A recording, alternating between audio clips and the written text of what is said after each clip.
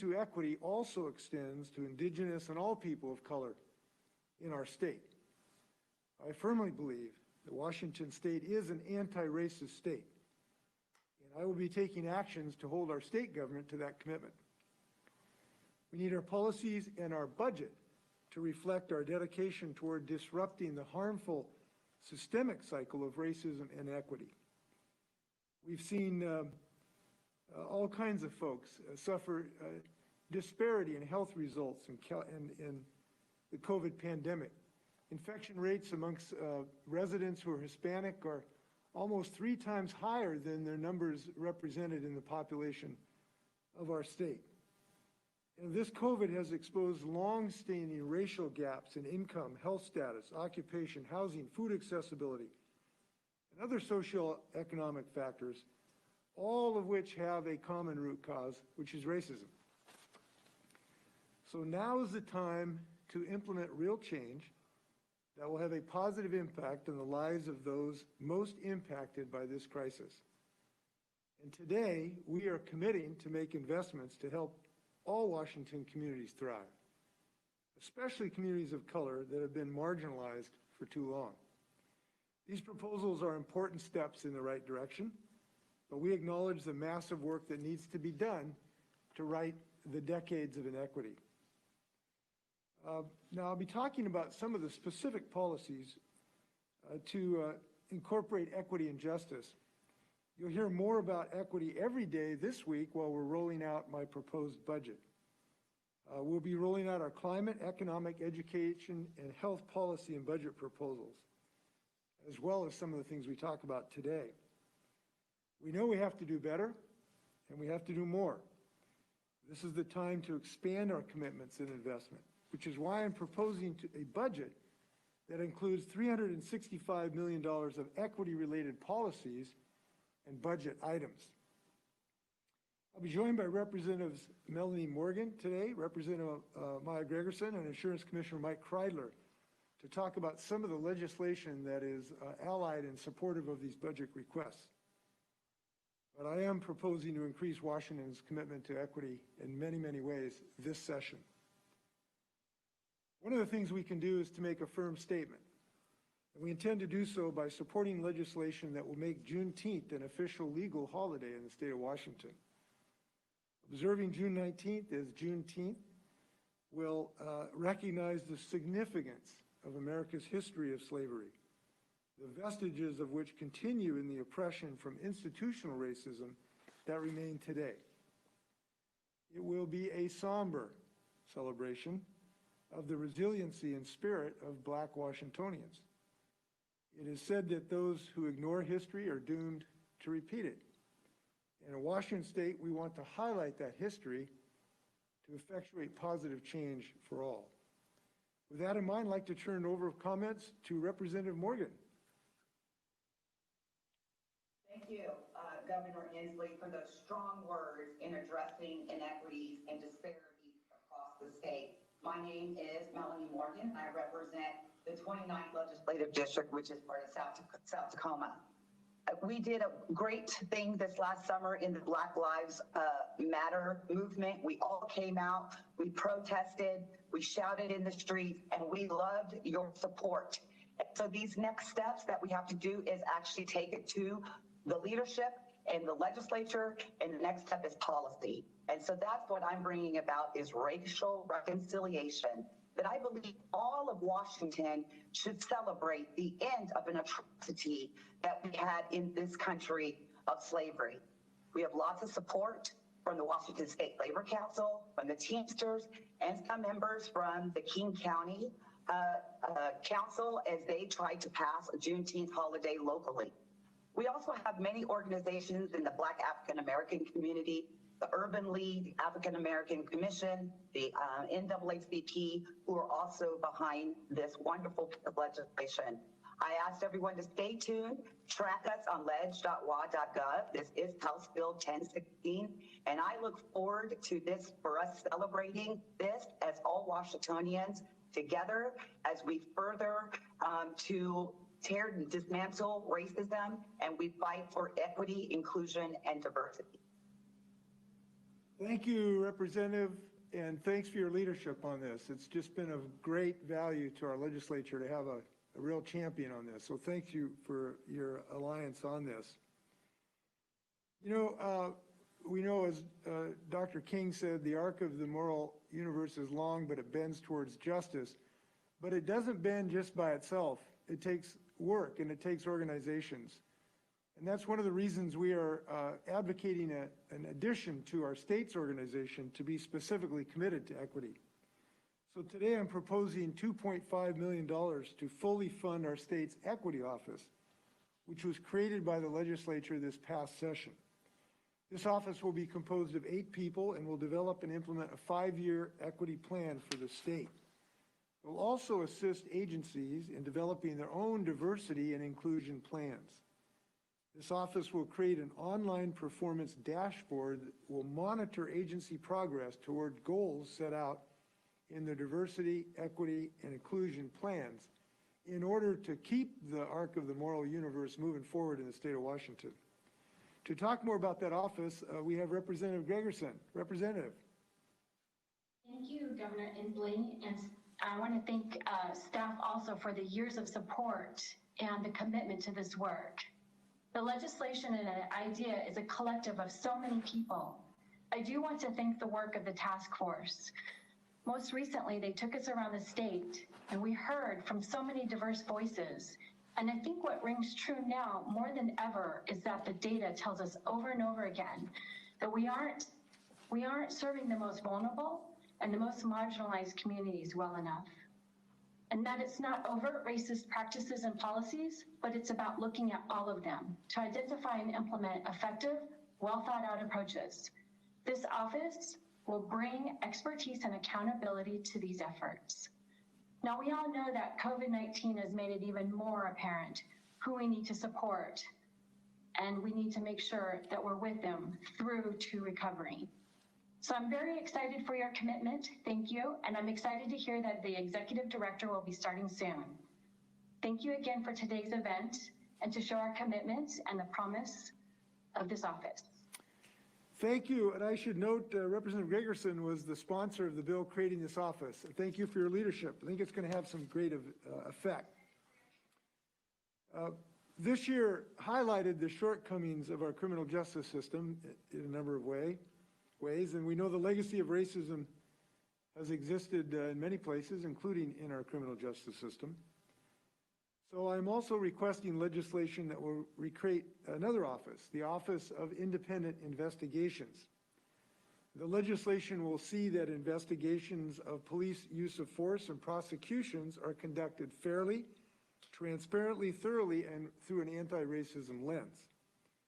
After the officer-involved deaths of George Floyd in Minnesota and Manuel Ellis in Tacoma, I organized a task force to gather input from community leaders, law enforcement, and family members on how the state can improve the independence of our investigations and in the decisions to prosecute or not to prosecute officers involved in violence.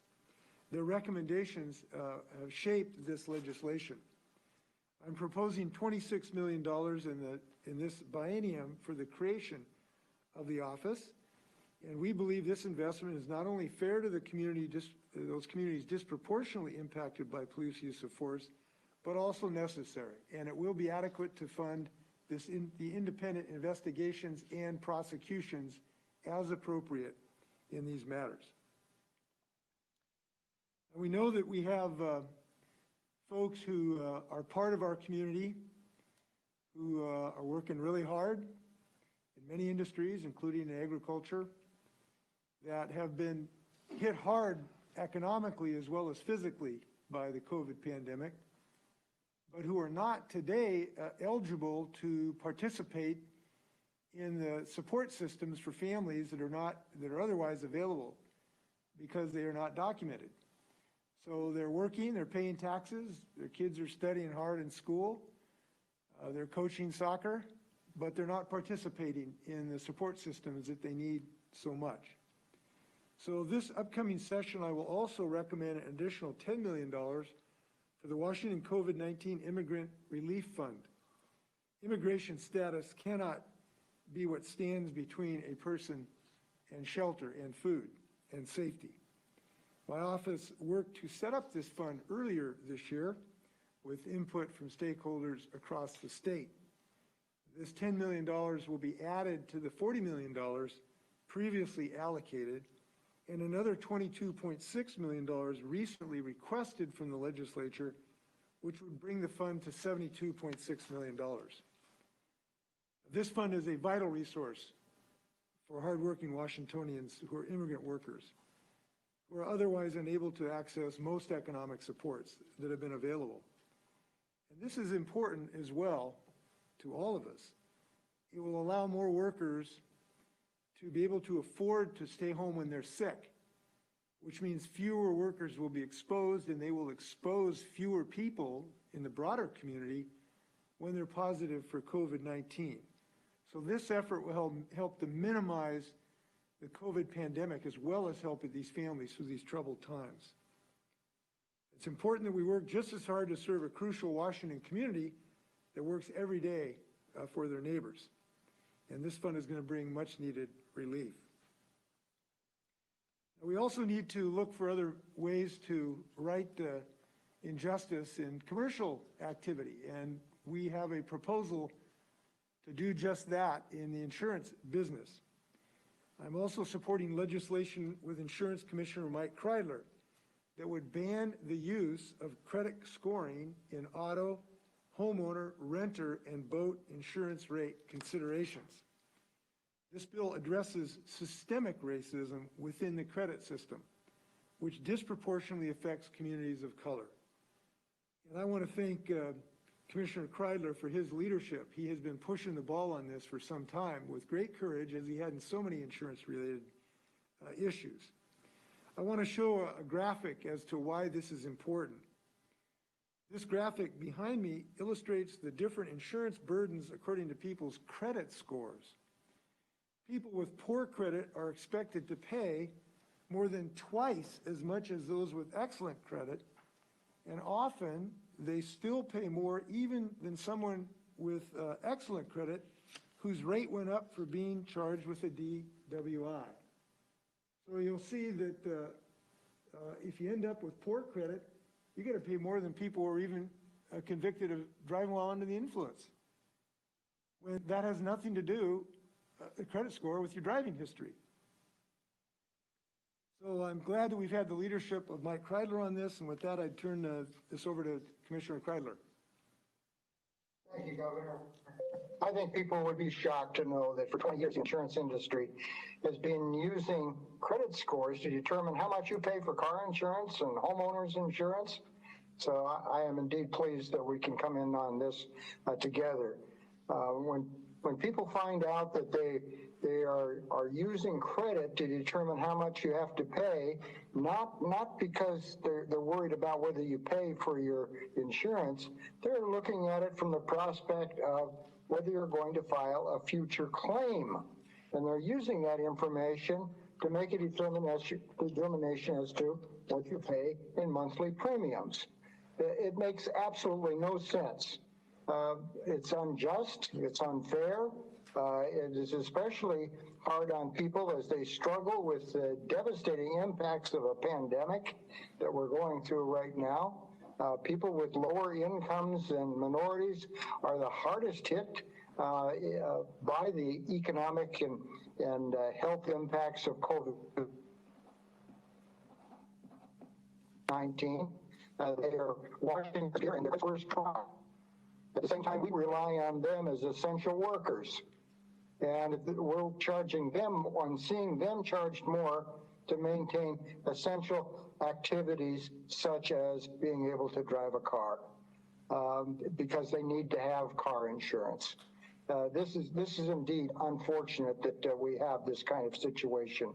What causes people to have a loss of in their credit scores? Generally, it's because of unemployment, natural disasters, and unexpected medical expenses. That's exactly what we're looking at right now, except we're looking at, and that's what's being driven up right now, and the credit score is going down. This is a requirement of the insurance of society by virtue of needing a car insurance in order to drive a car legally. And if you have a mortgage, you better have homeowners insurance, or the bank is going to force issue into an awful lot more. That you together can take on this very vital issue to do something about credit scoring in the state of Washington. It is long, long overdue. It reminds me that in the 1960s, there was a long-time form of housing segregation. They called it redlining. You know, as a society, we made a determination that that should be banned, and we did. But redlining was banned because it was a form of systemic racism. And what we're looking right now with credit scoring, it perpetuates that form of systemic racism by virtue of what it does with insurance.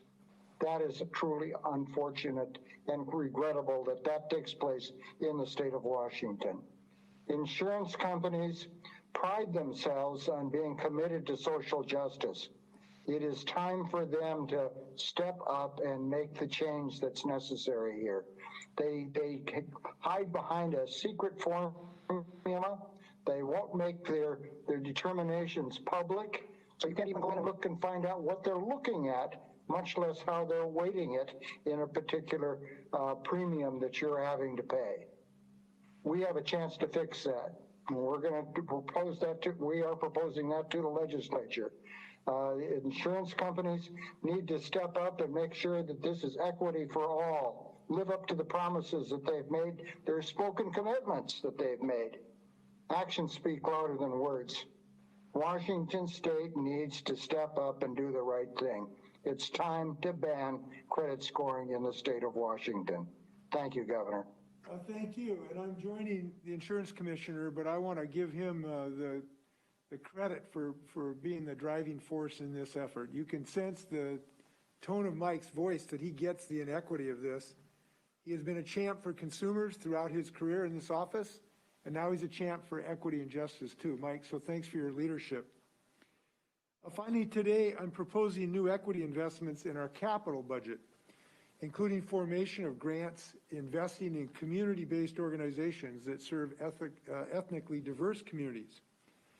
These investments include $400,000 in capital bonds for the Department of Commerce to create an equity committee to develop strategy for equitable investing and policy, looking at individual and community needs of underserved populations. An additional $400,000 in capital bonds for the Recreation and Conservation Office to review equitable distribution of state grant programs to increase outdoor opportunities for all people. In addition to the $800,000 in capital bonds, I will recommend investments in 5 specific capital projects across the state to support organizations such as food banks, community centers, affordable housing, and recreation in ethnically diverse communities. I think we have on our screen here some of the items we'll be supporting. These are only some of the ways that we're proposing we begin the long process of dismantling inequities in our society, replacing our aspirations for a better society with concrete action, which is we're doing in this budget. We intend to disrupt the systemic racism that depresses economic growth in minority communities. We will invest directly in underserved communities experience gentrification. We'll increase individuals' access to opportunities to stop this insidious cycle. And I've just mentioned some of the things we're doing today.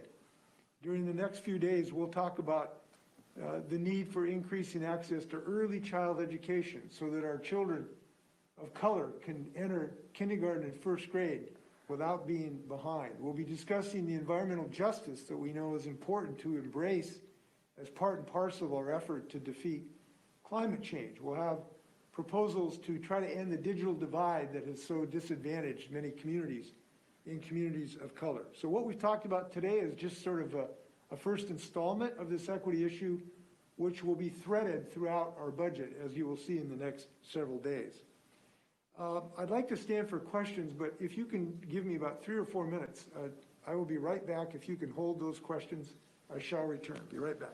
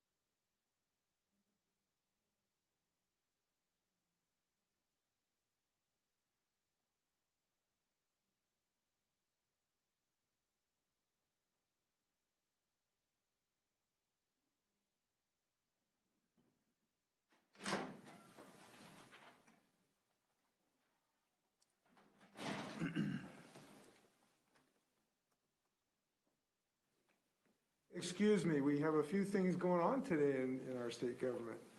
I'm happy to stand for your questions. First question comes from Rachel with AP.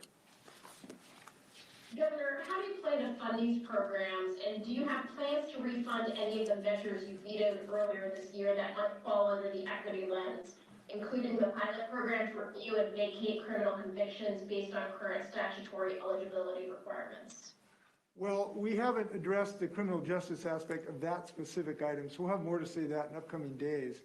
But as far as how to fund this will be in our budget. We will propose a balanced budget, and this will be funded through all of the revenues from our state that come into the state of Washington. There's no specific revenue source designated for these particular expenditures. They will become part of the general budget. But I want to reiterate, that budget will be balanced. We'll be rolling that out here in a few days.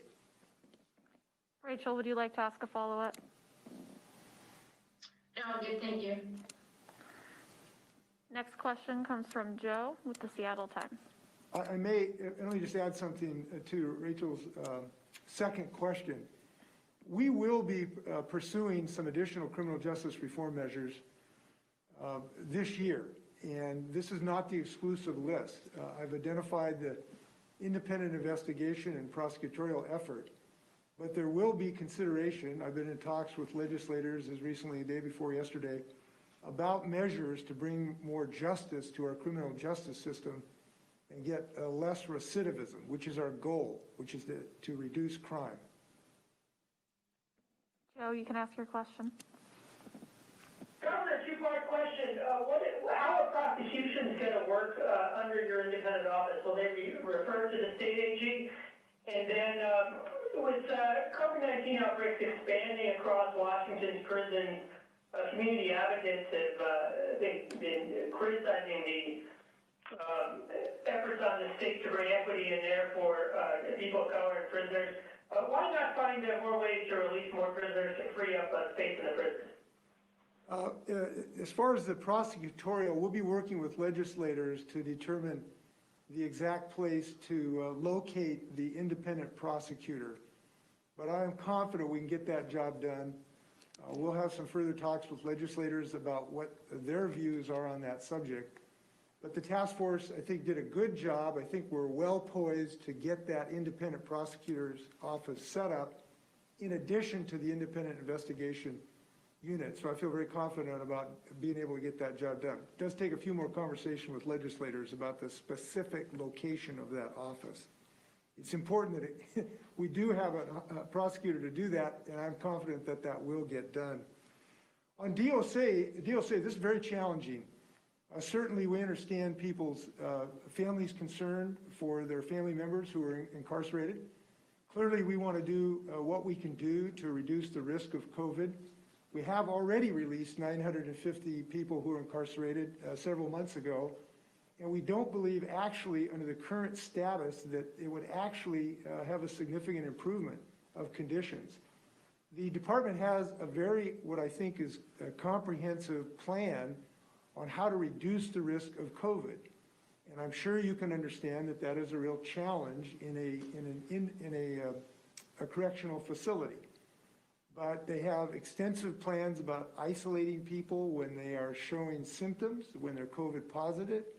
They have considerable efforts to use the cohorting model, which will reduce the number of people that you're exposed to. They have an extensive screening process to screen employees so that they don't bring infections, or to minimize the infections that go into the prisons. And because of those efforts, they have been relatively successful. We just checked the numbers, and they are in the best 1/3 of all the correctional institutions in the United States, meaning they're in the bottom third of the infections per 10,000 people in their facilities. So they are having a relatively good success rate in reducing the infection rate in our institutions. That does not mean that incarcerated individuals have not had some changes in their routine. And those changes in routine, I'm sure, are frustrating to them. But I know the department is trying to minimize them as far as humanly possible. And I would encourage those members of the press who are interested in this subject to sit down with the department and listen to their plans on how they're going about reducing this risk. Sometimes there are stories that are reported in our great media that just are not accurate.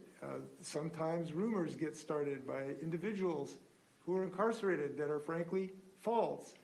And so it is important to, and I encourage people to sit down with the Department of Corrections and listen to the protocols that they have embraced.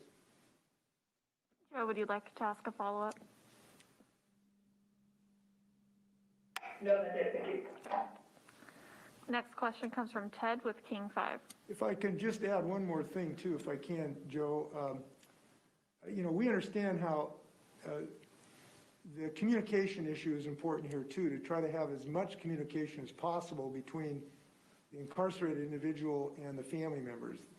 Most of them do have a messaging device to be able to do that, but I know the department is trying to seek every way to communicate so that rumors, and there have been rampant rumors that have turned out not to be accurate, and so that people's minds can be put at rest. And that is an important effort they're undergoing. Next question comes from Ted with King 5. Governor, how can the state properly investigate police use of force if officers are not wearing body cameras in many departments? Would you support a state mandate to require them to do that, and would the state help them pay for it? Well, I think this independent investigation will help, obviously.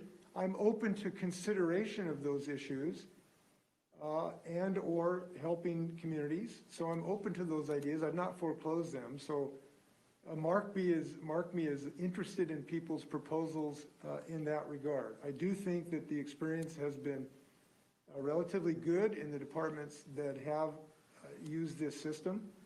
I was pleased to see in Tacoma that they're being added. So I'm open to those ideas. Ted, would you like to ask a follow-up? Are those ideas, are those just conversations at this point? Are those conversations even happening in your office? I haven't had one today. I mean, from time to time, we've given some thought to that. Originally, there was some privacy concerns about how to handle the digital information, the mountains of digital information. But I think we've shown a way to accommodate that. Departments have succeeded on this. I wouldn't say we're imminent to make a decision. We've been working on a few other things. Next question comes from Laurel with the Spokesman Review. Hi, Governor. I wanted to ask about your capital projects. From this plan, it doesn't look like there's any projects currently in Eastern Washington. So can you talk a little bit more about how you chose these specifically and how you can work to ensure equity statewide if Eastern Washington isn't included in some of these? I think Miller Park is actually in this. Am I wrong on this map? Miller Park is Miles stomping grounds of Yakima is one place that's included. And I know legislators will make proposals as well. Laurel, would you like to ask a follow-up? Yeah, I want to ask about improving broadband connection, which I know you mentioned you might talk about later this week. But will any of those investments go to help tribal rural communities who often have private broadband access and even other rural areas? We're going to talk about this in more detail, but I believe that all of these communities will have some benefit. Next question comes from Melissa with Crosscut. Hi there, Governor. I do have a question for both you and the insurance commissioner about the insurance rate setting that uses credit scores. I have heard some, just in recent days, some concern from actually members of the Commission on African American Affairs that maybe this proposal doesn't really do that much for Black people potentially. They want to see more data to see how it really will benefit financially these folks. Do you have any thoughts on whether this goes far enough to actually provide some assistance to Black people in Washington State? Mike, do you want to take a stab at that? I'm not sure I understand the criticism, but... Mike, yeah, neither do I. But I would say this, Melissa, is that number one is that if you're lower income and your income has suffered a significant setback and your insurance rates are going up, that's a real problem.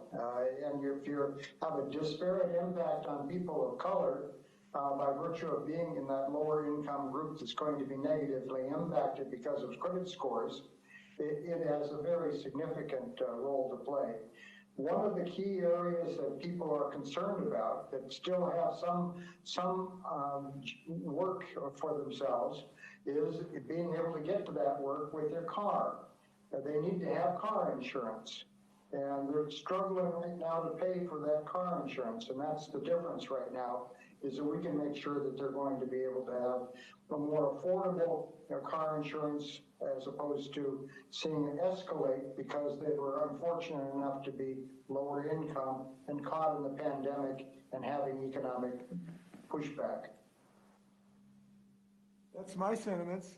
If you're in the lower economic group, you probably have more economic crises, and thereby you have probably additional benefit. And I think that does apply to most communities of color who, because of the disparate economic conditions, I've got to believe this will be a good thing. Melissa, would you like to ask a follow-up? I actually wanted to ask about schools. It looks like in your policy brief, there's several ways in which you're looking to increase equity in schools. How would you go about that, particularly for K-12 schools, as the effects of the pandemic may continue into next year, or just in general? What is your plan for improving equity in K-12 schools? Well, we talked about early child education, and we'll have more to say about that as we talk about the budget. We have some things that we hope to be able to get more of our children back to on-site education. We'll have more to say about that in the next several days. So I'll have to reserve most of our discussion of that for a couple days from now. We have time for one more question. It comes from Hannah Scott with Cairo Radio. Hi, Governor. I'm wondering, what does success in these investments in equity look like for you? What are the metrics you might be using to gauge success? Because obviously just putting money into this doesn't guarantee an outcome. It's directional. We want to see the arc of the moral universe move forward. That's the measure of success. In all kinds of measures, from being able to afford car insurance, to have health insurance, to have a job, to have meaningful education, and all of these measures. And I think you've seen we have a relatively comprehensive approach to dealing with multiple aspects of how racism have caused ingrained losses of opportunity in our society. So I haven't put goal lines like the 20 or 30 yard line, but we are pushing that arc forward in all of these measures, and I'm glad we're doing that. And I don't pretend to say these measures are going to eliminate the vestiges of slavery, but I think they are significant, they are real, there's real dollars, $365 million behind this effort. So this is more of not a rhetorical effort, it is a real effort to improve people's lot in life and give them a better shot. And I think it will help in quite a number of ways people's lives have been affected. And I don't mean to say this is anything disparaging of our great state. We got the best state in the country. But we have now had our minds lifted both to the shadow of racism and now in the opportunity to do something about it. I think that with all the tumult and trauma that we've had in the last year, it is an opportunity to take a big step forward towards justice. And I don't think we should lose that opportunity or let it pass without being ambitious. And this is a fairly ambitious agenda, I think. Hannah, would you like to ask a follow-up? Just quickly, Governor, on the eviction moratorium, I've heard calls for that as part of the equity conversation. I know the current moratorium is good till the end of the year. Any thoughts? Are you going to be speaking on that later in the week, or any thoughts on extending that? We will have further discussion about that. We also are looking at our next economic relief activity. And again, we're waiting to see if Congress acts. We are desperate for Congress to act. The Pandemic Unemployment Assistance Program expires on December 26th if Congress does not act. We are looking for ways to help in that regard. So those things are in consideration. We may not have clarity on what we will do until we find out what Congress does or does not do. And we're waiting with bated breath for them to act. No, I want to thank everybody who's been helping us on this. In design, I think a robust package to help us seek more justice. And it'll be a good day in the Evergreen State when we strike another blow against racism, and I think we had a great chance to do that this year. So let's go get them. Thanks very much.